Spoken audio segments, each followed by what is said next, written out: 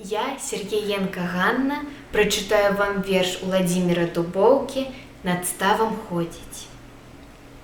Над ставам ходзіць смутны вечар, купаюць зоры ў ім праменне, з лазою вольхі ціха шэпчуць, на хвалях крышацца іх сцені, і дываны на небе цьмяным узорам сцелюцца дзівосным, нінакш, як вецер чэс туманаў свае вялізменныя кросны.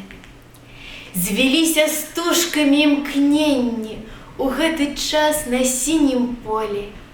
Тут і студзёнае каменне, і кветку нежная патоля.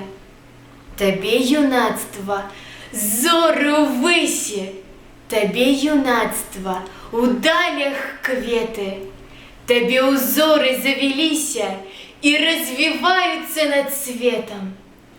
Жыццё, твой шлях такі цярнёвы, не разбівай жа нашы мары.